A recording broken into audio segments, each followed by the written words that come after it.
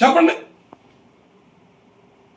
వాళ్ళ రైతులకి చేదోడు వాదోడుగా ఉన్న ఆర్బికల్ని నాశనం చేసేసారు. ఉచిత పంటల బీమాని పాత్ర చేశారు. ఏ సీజన్లో నష్టం వస్తే ఆ సీజన్లో ఇన్పుట్ సబ్సిడీ అందేలాగా చేసేవాళ్ళం. అది సీజన్ ముగిసే లోపల వచ్చే అందరూ రైతు చేతికి వచ్చేది. ఆ పద్ధతిని దోషం చేసేసారు. రైతు తీసుకున్న రుణానికి 0 వడ్డీ ఇచ్చేవాళ్ళం. రైతుకి వడ్డీ లేకుండా 0 వడ్డీ అంతా కూడా ఆ ఖాతాలు జమ చేసేవాళ్ళం. దాన్ని ఎత్తేసారు మీరు.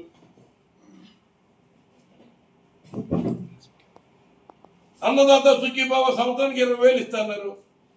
ఇవాళ 16 నెలలు అయింది. 16 నెలలు మీరు ఇచ్చిందంతా 5,000గా. మరి గత సంవత్సరం 20,000 రూపాయలు ఇవ్వాల్సింది అక్కడ ఏమైపోయింది? ఎక్కడేశారు? అంటే రైతాంగం పట్ల, వ్యవసాయం పట్ల మీకున్న వ్యతిరేక భావం. వ్యవసాయం చేసి ఎవడు బాగుపడతాడు? వ్యవసాయం చేయడం సొంత దండగన్నా మీది ఏదైతే ప్రాథమిక సూత్రం ఏదైతే ఉందో, మీ బేస్ లైన్ ఏంటంటే చంద్రబాబు నాయుడు గారికి ఆయన వ్యవసాయం అంటే చాలా పరమాస్థాయి. వ్యవసాయం చేయడం సొంత దండగన్నా ఆలోచనతో ఉంటాడు ఇప్పుడు ఆయన. అదే రంగా రైతులకి వాళ్ళ నష్టం కలిగిస్తున్నాడు. ఈ రైతుల పేరు మీద కూడా ఈ ఎరువులుగా కృత్రిమ కొంత సృష్టించి 100 కోట్లతో చేద్దాం ఉన్న పన్నాగం పన్నే పరిస్థితి అంటే ఎంత దుర్మార్గం ఒకసారి ఆలోచన చేయండి. ఇవాళ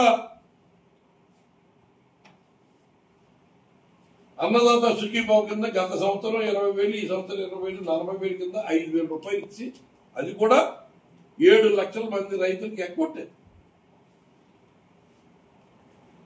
దీని నిమిత్తమే రైతులకి పక్షాన నిలబడి రైతుకి అవసరమైన ఎరువుల్ని సక్రమంగా సరఫరా చేయాలని, గవర్నమెంట్ కంట్రోల్ రేట్కి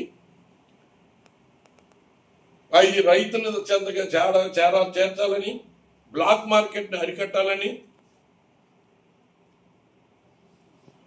రైతు పండించిన పంటలకి గిట్టుబాటు ధర అందించాలని, ఉచిత పంటల బీమాని పునరుద్ధరించాలని,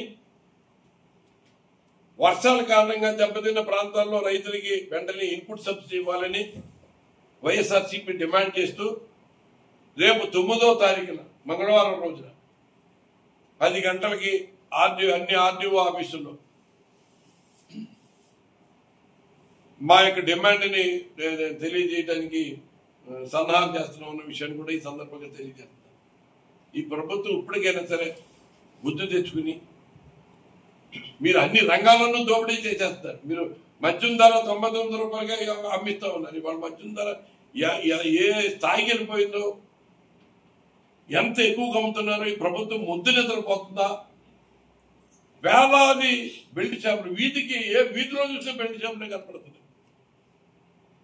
ఏ వీధిలో చూసినా ప్యాకెట్లే కనపడుతున్నాయి. ఎక్కడికక్కడ విచ్చలవిడిగా కోడి పందాలు కనపడుతున్నాయి. ఎక్కడికక్కడ విచ్చలవిడిగా రౌడీజం చేస్తున్నారు. ఎక్కడికక్కడ మట్టి దోపిడీ జరుగుతూ ఉంది. ఎక్కడికక్కడ నాన్ లేఅవుట్లు జరుగుతూ ఉన్నాయి. ఇవన్నీ కూడా వ్యవస్థీకృతం చేసేసారు, డివిజనల్ చేసేసారు. ఒక్కొక్క డివిజన్ ఒక్కొక్కరికి అప్పచెప్పారు. దాంట్లో కొంతమంది బ్యాచ్లు పెట్టారు. ఏ బ్యాచ్ ఆ బ్యాచ్ ఏదైనా వస్తే ఆ బ్యాచ్ తీసుకొచ్చి వాళ్ళతోటి ఒక ఇది ఏమాత్రం కూడా సబబుగా కనపడలేదు. ఇప్పటికైనా మీరు వాస్తవాన్ని గ్రహించి ఇటువంటి పరిస్థితులు పని చేయడం అన్నది చాలా దుర్మార్గం. ప్రభుత్వం మిమ్మల్ని నమ్మి ఓటేసి గెలిపించినందుకు మీరు ఈ రకంగా చేయడం అన్నది ఎంత మాత్రం కూడా క్షంతవ్యం కాదు. ఈ షాడోళ్ళు గీడోళ్ళు ఎక్కడి నుంచో ఆపరేషన్ చేస్తూ బెదిరించి ఆదరించి వాళ్ళ ఇష్టం వచ్చినట్టు ఏదో సాగిద్దా ఉన్న పరిస్థితి తాడిపల్లిలో ఇంకెంతకాలం సాగటానికి చూస్తూ ఊరుకో. ఇప్పటికైనా సరే కళ్ళు తెరిచి ఇవన్నీ కూడా కంట్రోల్ చేస్తారని, చెయ్యాలని, దీని మీద కలెక్టర్ గారు కూడా తగిన చర్యలు తీసుకుని, మరి ఇక్కడ ఈ ఎరువులో బ్లాక్ మార్కెట్ చేయడానికి తాడేపూడెం కేంద్రంగా చేసుకుని కూడా అసలు తాడేపూడెం ఎంత పాపులర్ అయిపోయిందంటే ఈ మధ్యకాలంలో రేషన్ బియ్యాన్ని కలెక్ట్ చేసి కాకినాడ పోర్టుకి పంపించే దాంట్లో తాడేపూడెం ప్రధాన కేంద్రంగా పనిచేస్తుందని ఒక ఇంగ్లీష్ పేపర్లో పెద్ద బ్యానర్ ఐడియాతో వచ్చింది. జోదానికి హబ్బుగా తయారైందని ఇంగ్లీష్ పేపర్లో రాస్తారు. అంటే స్టేట్ మీడియా తాడేపల్లిగూడెం మీద ఫోకస్ పెట్టే స్థాయికి మీరు ఈ అక్రమాల అన్యాయాల్లో తాడేపల్లిగూడెంని స్థాయిని పెంచారనమాట. నేనేదో తాడేపల్లిగూడెం అది ఎడ్యుకేషన్గా అనకపడిపోయిందని ఎడ్యుకేషన్ అప్పగా చేయాలని ప్రయత్నం చేసి సఫలీకృతం అయ్యాం. తాడేపల్లిగూడెంలో ట్రాఫిక్ విచ్చలవిడిగా ఉండేది. ట్రాఫిక్ నుంచి ఆ విషయంలో బయటపడలేమనే పరిస్థితి నుంచి మన తాడేపల్లిగూడెంకి 4 వైపులా రోడ్లు వేయించి 4 లైన్ చేయించి రోడ్ వైండింగ్ చేయించి ప్రజల సౌకర్యం కల్పించి సెకండ్ ఫ్లైఓవర్ కట్టిస్తే సెకండ్ ఫ్లైఓవర్లో నేను ఇల్లే కట్టేశారంట. మరి అక్కడ వ్యవస్థ ఉన్నదేంటో గవర్నమెంట్ ఏంటో ఇప్పుడు మీరు అధికారంలో ఉన్నారు, దాని మీద ఎంక్వైరీ చేయించండి. ఇవాళ ఆ బ్రిడ్జి ఎంతకి కట్టారో మీరు అటువంటి బ్రిడ్జి ఇప్పుడు మీరేదో 3-4 బ్రిడ్జిలు శాంక్షన్ చేసామని పేపర్లో బాగా గాలి కొట్టుకుంటారు. ఆ బ్రిడ్జిలకి ఎంత అవుతుంది అంటే మీరు చెప్తారు 200 కోట్లు శాంక్షన్ చేసామని 3 బ్రిడ్జిలకి. అప్పుడు ఎంత అవుతుంది? అప్పుడు మరి 2 బిల్డింగ్లు కట్టేస్తారు మీరు చూద్దాం. ఇవాళ మీరు ఏదైనా ఒక అధికారంలో ఉన్నారు, ఏదైనా ఒక మాట మాట్లాడితే దాని మీద నిగ్గు తేల్చే అవకాశం మీకు ఉంది. ఇవాళ మనం సెకండ్ ఫ్లైఓవర్ కట్టించాం కాబట్టి ఎంతో అంటే ఒక ఎమ్మెల్యేగా కాదు ఆ బ్రిడ్జ్ శాంక్షన్ చేయడానికి ఫైల్ చేతిలో పట్టుకుని హైదరాబాద్ లో ఉన్న సెక్రటేరియట్లో ఆ ప్రిన్సిపల్ సెక్రటరీ దగ్గర మంత్రుల దగ్గర అక్కడ ఇక్కడ నెలల తరబడి తిరిగి చేయించారు.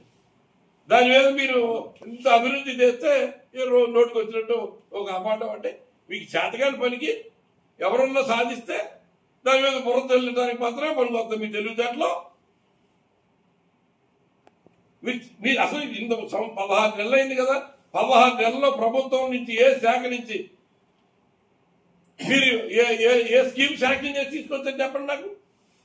ఏదో జనరల్ గా ఇండియాలో ఉన్న ప్రతి గ్రామానికి ప్రతి పట్టణానికి ఇచ్చే ఎన్ఆర్జీఎస్, పట్టణానికి అయితే ఎన్ఆర్జీఎస్ రావు, గ్రామాల్లో ఎన్ఆర్జీఎస్ అది అందరికి ఇచ్చేది. అదే మీరు తీసుకొచ్చింది. ఇంకేమి శాంక్షన్ చేశారు చెప్పండి మీరు.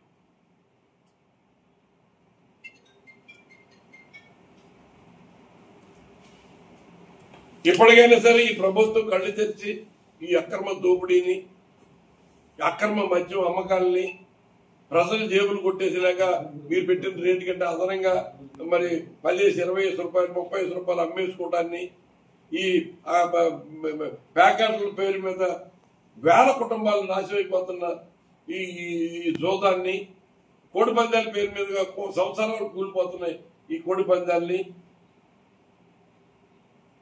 ఈ రౌడీయిజాన్ని, గుండాయిజాన్ని, మట్టి మాఫియాని, రియల్ ఎస్టేట్ మాఫియాని ఇవన్నీ కూడా కంట్రోల్ చేయాలని డిమాండ్ చేస్తాం.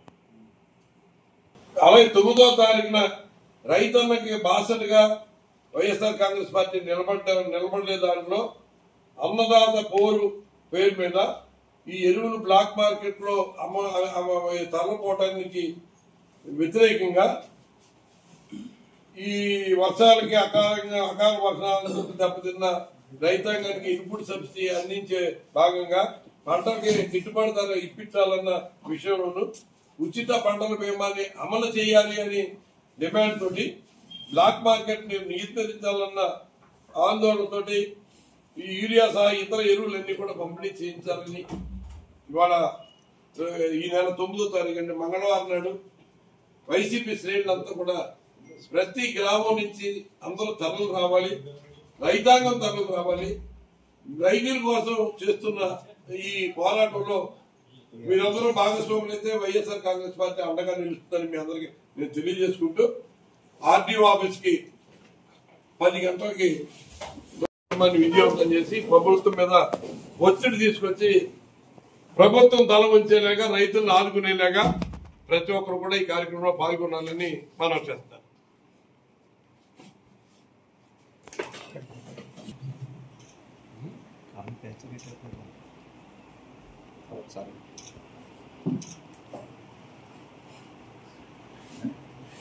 sorry.